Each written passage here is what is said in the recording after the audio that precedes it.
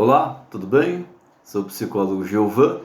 Estou mais uma vez aqui para continuar a leitura do livro do Bowlby, Formação e Rompimento dos Laços Afetivos. O último que eu li foi um pouco longo, inclusive eu coloquei até lá no meu canal no YouTube, porque foram mais de 30 minutos, porque o Bowlby, nas conferências que ele proferiu e outras pessoas escreveram o que ele falou, estava falando sobre os experimentos com os animais. Então ele estava enfatizando a questão da ciência, a questão de como a gente aprende, de outra maneira através dos animais. Então isso é praxe, isso é algo que vem de muito tempo, de muitos anos. Então, muitos desses vídeos, como eu disse, quando eles ficam muito longos, tá lá no meu canal, tanto os longos quanto os curtos, Então aproveito esse meio, da tecnologia para expandir o conhecimento. Eu penso que o conhecimento é a arma, Ou seja, é a melhor arma que pode existir para a gente poder existir no mundo, para a gente conviver no mundo, para a gente coexistir no mundo. Caso contrário, a gente só fica num fanatismo, a gente só usa da intuição. E isso é muito pobre, não é? Você usar só da intuição para poder ser no mundo. Ser no mundo através só da intuição fica, vamos dizer assim, faltando algo. A teoria, aquele conhecimento, estudar, ler livros, ver vídeos importantes, ver filmes importantes, a arte é extremamente importante. Agora, quando a gente fica somente em alguma coisa, só aquilo na nossa vida, não se expande. Você acaba vegetando, na verdade, em função de outros, em função de palavras de outros que não permite você ter acesso a outras coisas, não permite você ter outras experiências. Quando você vive dessa maneira, é óbvio que você começa a ter outros problemas na tua vida. Por quê? Por que você começa a ter outros problemas na tua vida? Porque você não tem acesso a outras coisas. E quando nós não temos, estou repetindo aqui, acesso às outras coisas, você se torna, às vezes, ingênuo, fácil de ser controlado, não é? Ou seja, você entra num movimento de alienação dos quais os poderosos e às vezes alguns políticos acaba te moldando do modo como eles desejam. Para quê? Para eles cada vez mais continuarem no poder e ter o povo, ou pelo menos as pessoas que não querem ler, que não querem sair desse mundo, como brinquedos, não é? E quando eles percebem, principalmente essas pessoas que não querem que os outros tenham mais conhecimento, quando eles percebem isto, eles usam de mentiras, usam de fake news para você cada dia mais ficar nesse mundo ruim, nesse mundo no qual você não se desenvolve, Você fica paralisado, fica engessado, não é verdade?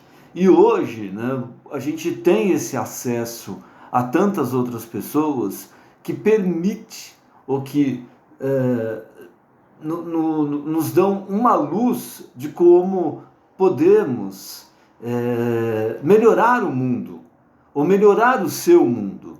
Por isso que a minha frase especial que eu aprendi e que sempre estou disseminando no consultório, ou aqui, ou em qualquer outro lugar, o importante é quando você começa a cuidar de si para ser no mundo. Caso contrário, né, você não cuidando de si, principalmente na questão da ciência, do conhecimento, você fica numa ilusão. Ilusão que o dinheiro vai cair do céu, ilusão que vai ter aquela cura especial, ilusão que não vai ser atingido por doenças ou por pandemias. Por isso, é importante o conhecimento e examinar também o conhecimento. Caso contrário, também você entra num outro conhecimento que também não pode lhe ajudar em nada. A gente vê vários charlatões por aí afora dizendo que fez filosofia, que fez sociologia, que fez teologia, que fez um monte de gia, mas não fez. Eles acabam mentindo, né? Usando novamente do fake news para poder te convencer de mentiras, né? De coisas absurdas, ridículas, das quais tantos cientistas, tantos pesquisadores tiveram tanto esmero, tanto cuidado para poder nos brindar, né? Para oferecer algo mais daquilo que nós podemos ter. Bom, vou continuar lendo o texto aqui, porque essa é a minha ideia, né? Disseminar o conhecimento, ok? Antes de considerarmos a aplicação desses conceitos à pesquisa do desenvolvimento infantil, quero referir-me rapidamente a dois outros conceitos para os quais etologistas e psicólogos têm dado contribuições: os de fases sensíveis do desenvolvimento e de regulação do conflito. Ambos os conceitos são centrais para a psicanálise e a nossa crescente compreensão de ambos reveste-se de particular interesse para os clínicos. Foi apurado que no indivíduo em crescimento, os padrões de comportamento específicos da espécie passam frequentemente por fases sensíveis de desenvolvimento, durante as quais algumas de suas características são determinadas permanentemente ou quase. As fases sensíveis, que ocorrem comumente, embora não necessariamente no início do ciclo vital, afetam o desenvolvimento em pelo menos 4 diferentes aspectos. Primeiro, se de fato a resposta se desenvolve ou não. Segundo, a intensidade com que é posteriormente exibida. Terceiro, a forma motora precisa que assume. E quarto, os estímulos que ativam ou terminam. Aí vamos lá explicar. A primeira, sobre a resposta se desenvolve ou não. Os padrões que se desenvolvem em todos os membros de uma espécie, quando criados num meio ambiente normal, podem deixar inteiramente de aparecer se o meio ambiente foi restringido de alguma forma especial. Assim foi verificado que a resposta de dar bicadas, que é evidente em todos os pintos de um dia de idade, num ambiente comum, nunca se desenvolve se o pinto for confinado num recinto escuro durante os seus primeiros 14 dias de vida. Analogamente, a tendência do patinho potrião para seguir um objeto em movimento que está em sua fase mais sensível, cerca de 16 horas após sair de casa, não se desenvolve se o patinho não tiver em suas primeiras 40 horas nenhum objeto para seguir. Em cada caso, faltou o período sensível para a mobilização da resposta e, portanto, a resposta esteve inteiramente ausente.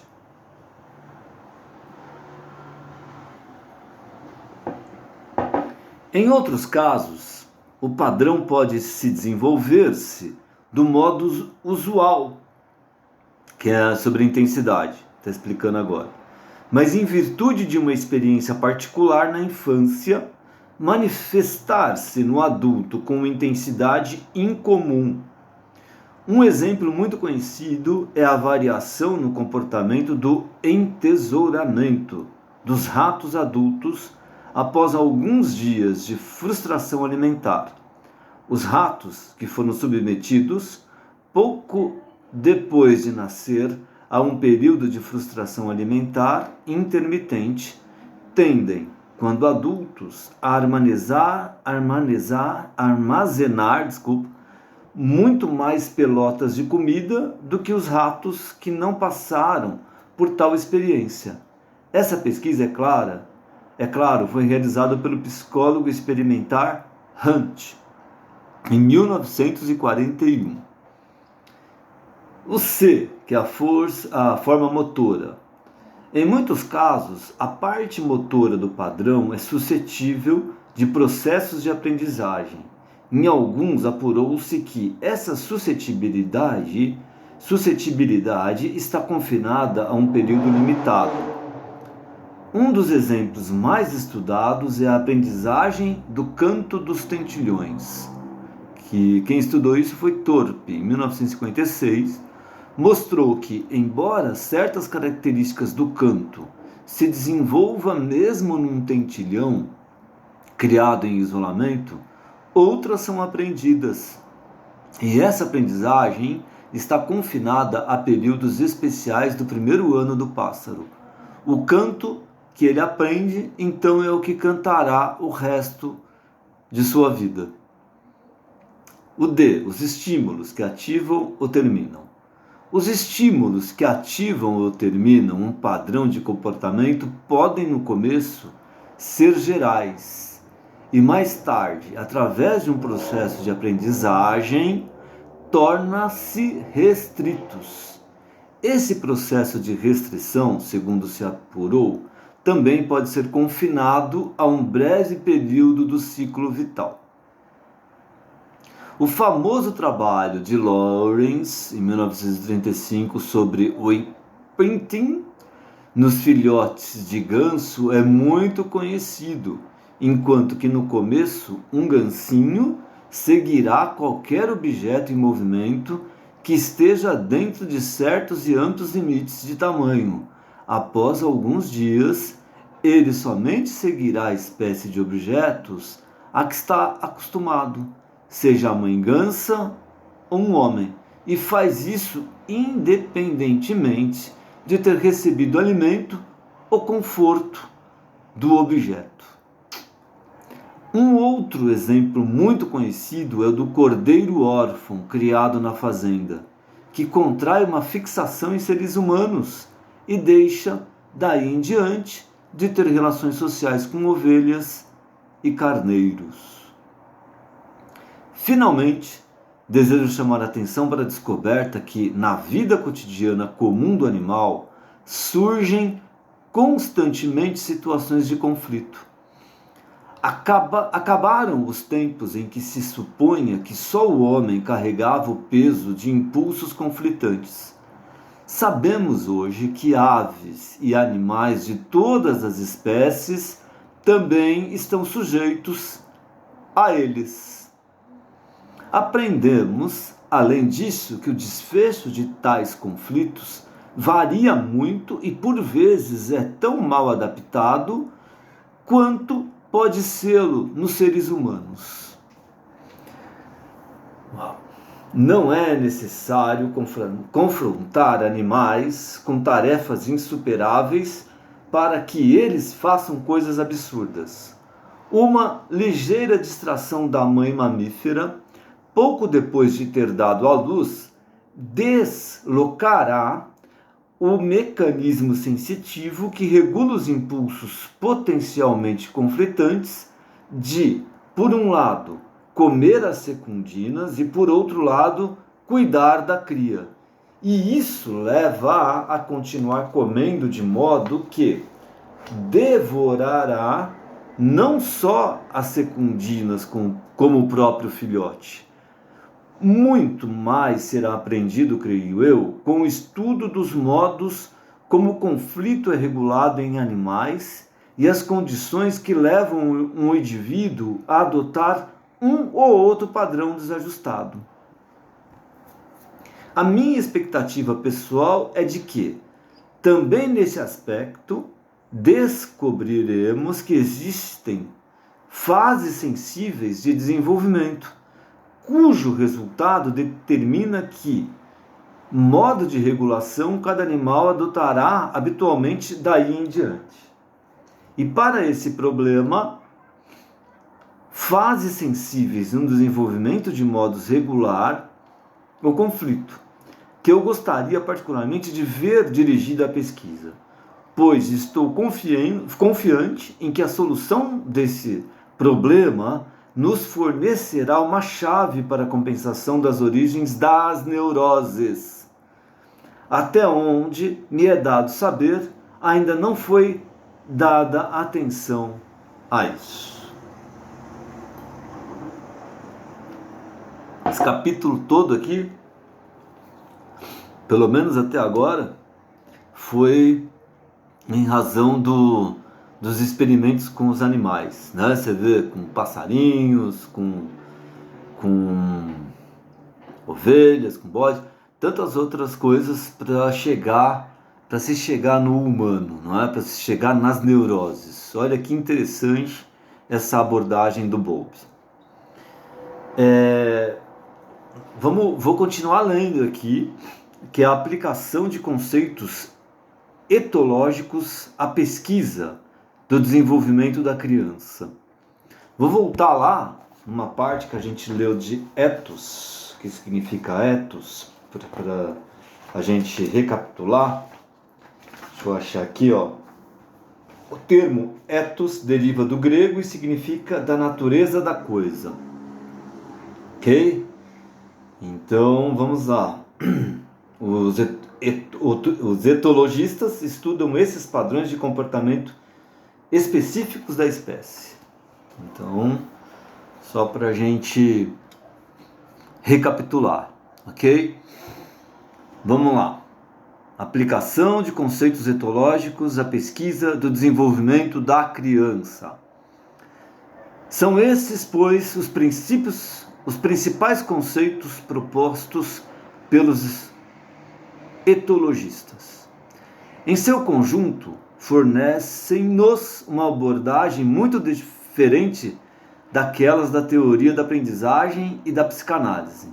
Entretanto, não são incompatíveis em absoluto com os componentes substanciais desses dois outros enfoques.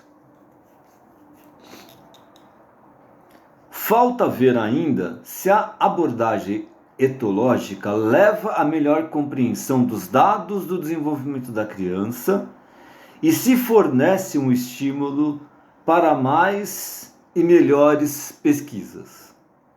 Parece indubitável, porém, que nos fornece uma perspectiva diferente para observarmos as coisas e nos leva a empreender diferentes tipos de pesquisa. Ilustrarei isso considerando duas características muito conhecidas do comportamento social dos bebês: o sorriso e a tendência deles, a partir dos 6 meses de idade, para se ligarem à sua figura materna familiar. James Barry disse-nos que, quando o primeiro bebê sorriu, o sorriso desfez-se em 1000 fragmentos e cada um deles converteu-se num duende. Posso acreditar piamente nisso. Os sorrisos de bebês são coisas poderosas e fascinantes, deixando suas mães enfeitiçadas e escravizadas. Quem irá duvidar de que o bebê que mais prontamente retribuiu um sorriso à sua mãe é o mais bem amado e o mais bem cuidado? Nessas observações preliminares, aventurei-me diretamente numa descrição e exploração etológica do sorriso do bebê. Apresentei a vocês o sorriso infantil, como um detonador social, ok? Aquela pesquisa. Um padrão de comportamento provavelmente específico da espécie no homem, que, em circunstâncias normais, amadurece nas primeiras semanas de vida e que tem como uma das funções suscitar na mãe o comportamento maternal. Além disso, mencionei a possibilidade de que se tenha desenvolvido na evolução da espécie humana uma taxa diferencial de sobrevivência, favorecendo os bebês que sorriem bem. Visto por esse prisma, estarei interessado, é claro, em identificar as condições internas e externas ao bebê, que são necessárias para provocar um sorriso e as condições que levam à sua terminação. Em especial, tentarei apurar se responde a estímulos sinais, visuais e auditivos. Se está ou não sujeito, sob qualquer aspecto, às fases sensíveis do desenvolvimento. Além disso, espero vê-lo atuando como um componente na organização superior de padrões de comportamento que compreende o comportamento de ligação no bebê ligeiramente mais velho, ou seja, o complexo de comportamento que liga a criança à figura materna. Pesquisas nesse sentido estão sendo empreendidas em Tavistock pelo meu colega Anthony Ambrose. Essa abordagem, que pode ser facilmente integrada à teoria da aprendizagem, constata com que é rigorosamente confinada pela teoria da aprendizagem. Há cerca de 20 anos, na época que ele escreveu o livro, foi em 1950, Dennis, em 1935, notou que os bebês de 7 a 16 semanas sorriam a um rosto e uma voz humanos. Como teórico da aprendizagem, acreditava que o rosto e a voz não podiam ser os estímulos não condicionados e assim realizou experimentos para ver se podia identificar o estímulo não condicionado.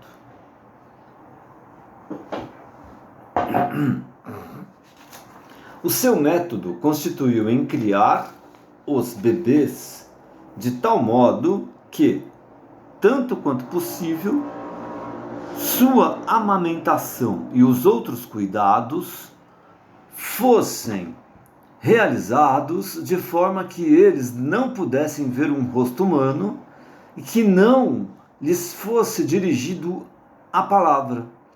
A sua expectativa era de que, com o passar do tempo, seria possível determinar para o que é que os bebês sorriam naturalmente. Os resultados que obteve, entretanto, não confirmaram suas expectativas. Os bebês criados desse modo ainda sorriam para um rosto humano e nenhuma outra condição de estímulo era mais eficaz do que essa. Dennis declarou que não obtivera provas da existência de um estímulo não condicionado para a resposta de sorrir a qual o rosto humano pudesse ter ficado condicionado. Não obstante, Dennis não podia crer no que os seus olhos viam. Desconhecendo os trabalhos do Enroll e Lawrence, continuou rejeitando a possibilidade de que o próprio rosto humano seja um eficaz estímulo não aprendido. usando o argumento errado de que não havia provas de uma especificidade semelhante no controle sensorial de respostas não aprendidas em animais. Preferiu, pelo contrário, apresentar uma teoria especulativa. Saca? Aquela coisa da intuição? Segundo a qual esse sorriso acaba sendo provocado mediante um processo de condicionamento por qualquer estímulo que anuncie o término da aflição a que o bebê estava sujeito. É evidente que um apoio exclusivo e irrestrito na teoria da aprendizagem, embora inspirando experimentos interessantes, tinha tornado difícil para Denis conceder o devido peso tanto às suas próprias descobertas quanto às explicações alternativas. 10 anos depois, Spitz e Wolff publicaram mais alguns trabalhos experimentais sobre o sorriso do bebê. Numa série de experimentos usando máscaras, eles demonstraram que em bebês entre 2 e 6 meses de idade, oriundos de diferentes origens raciais e culturais, o sorriso é evocado pela qualidade configurativa visual do rosto humano. Afirmaram ainda que essa configuração deve incluir como elementos 2 olhos na posição frontal do rosto em movimento. Essas observações foram amplamente confirmadas e ampliadas por Ehrens, que também mostrou como a configuração necessária para suscitar o sorriso torna-se mais complexa com a idade. Parece irrefutável, e esses 2 pesquisadores concordam que pelo menos um dos estímulos esteroceptivos que evocam um sorriso no bebê de 2 para 3 meses é uma gestalt visual relativamente simples. Portanto, é uma surpresa descobrir que, ao examinar o componente motor do sorriso, Spitz não o considera um padrão inato específico da espécie. Deixou claro, em comunicações pessoais, que o considera, pelo contrário, uma resposta motora aprendida em resultado do condicionamento instrumental, equiparando-a à aprendizagem da linguagem através da seleção e uso especializado de fonemas naturalmente dados. Spitz escreveu: uma seleção ocorre pela supressão progressiva ou abandono dos padrões não adaptados aos fins e pelo esforço dos padrões de comportamento adaptados aos fins. Foi isso que eu pretendi significar quando disse que a resposta de sorriso é um padrão de comportamento adquirido em resposta aos cuidados maternos. Ele está presente desde o começo, como um de muitas dezenas de padrões de comportamento fisionômico, é cristalizado dentre todos eles em resposta à solitude da mãe, ou seja, ao início da relação objetal. Spitz não admite facilmente a noção de que o padrão pode ser, pelo contrário, inato no bebê humano e de que, por volta das 6 semanas de idade, está organizado e pronto a ser provocado pelos estímulos apropriados. Entretanto, nada seria mais provável. No fim das contas, grandes riscos foram assumidos durante a evolução do homem.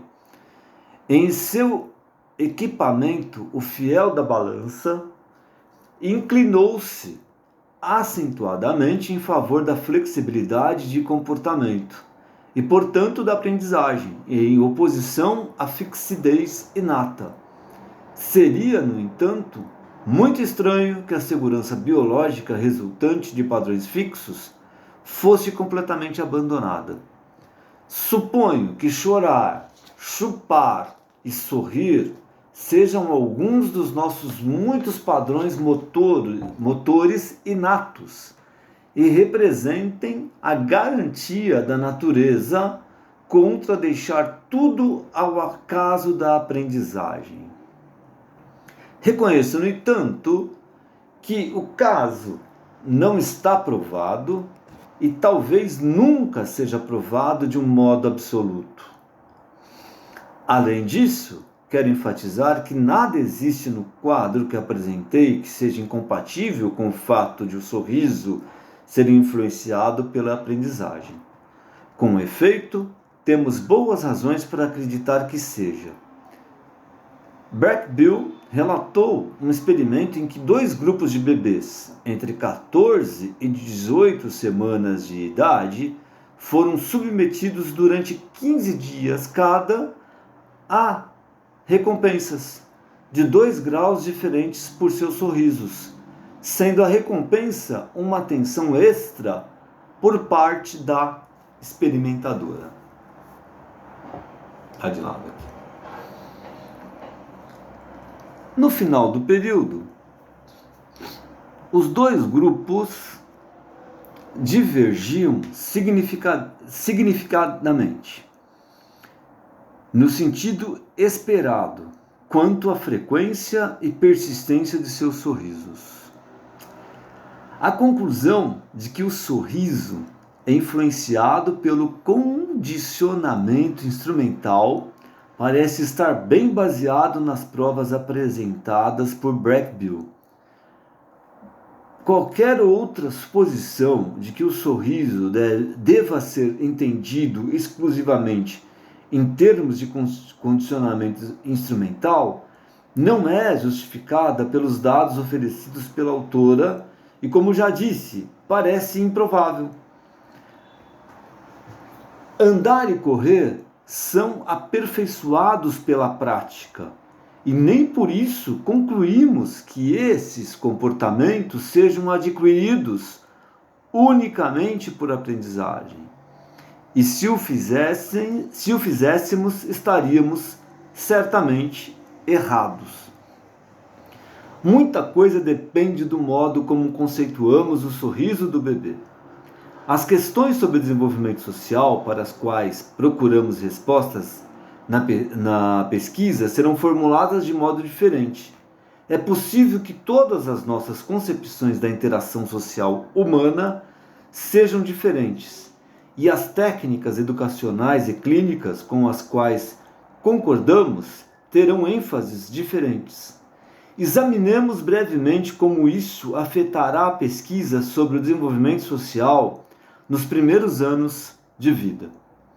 Se adotarmos sem restrições o ponto de vista da teoria da aprendizagem, conceberemos o homem como um animal sem respostas sociais inatas. Estaremos então como Reuters e Gewirtz, que reconheceram diante do problema de explicar como é que, aos 7 ou 8 meses de idade, um bebê desenvolveu uma forte ligação emocional com sua mãe.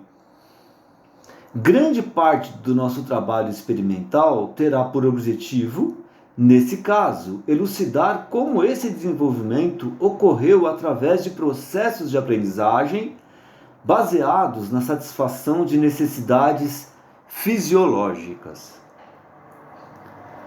Se, por um lado, adotarmos um ponto de vista etológico, procederemos de um modo muito diferente. Em primeiro lugar, estaremos atentos a numerosos padrões de comportamento específicos da espécie em bebê, como o sorriso, que concorre para a interação com a mãe. 2 que podem ser considerados desse tipo e que esperamos estudar na Tavistock são o choro e a tendência dos bebês para estenderem os braços, o que parece ser sempre interpretado pelos adultos como um desejo de ser apanhado no colo. Tendo identificado esses padrões, tentaremos analisar os estímulos detonadores e supressores a que eles são sensíveis. Esperamos encontrar que esses estímulos sejam comumente apresentados pela mãe e iremos procurá-los em quais tais como a sua aparência, o tom de sua voz e a pressão de seus braços. Além disso, estaremos atentos às fases sensíveis pelas quais essas respostas podem passar, tanto quanto à sua maturação, quanto aos seus componentes aprendidos, ao processo mediante o qual as numerosas respostas sociais são integradas num todo mais complexo, as situações em que conflitam com respostas incompatíveis, como hostilidade ou fuga, as situações de estresse suscetíveis de acarretar sua desintegração temporária ou possivelmente permanente, a seus efeitos sobre o comportamento materno e etc. É evidente que se trata de dois programas de pesquisa muito diferentes. Além de sua adequação às concepções oriundas da experiência psicanalítica e outras experiências clínicas, uma razão principal para se proferir o programa etológico é que ele já provou ser fecundo na análise do desenvolvimento e da interação social em outras espécies, ao fato que a teoria da aprendizagem, como o próprio Gellert sublinhou, foi desenvolvida para explicar fenômenos que são relativamente mais simples e, por conseguinte, ainda precisa demonstrar sua pertinência.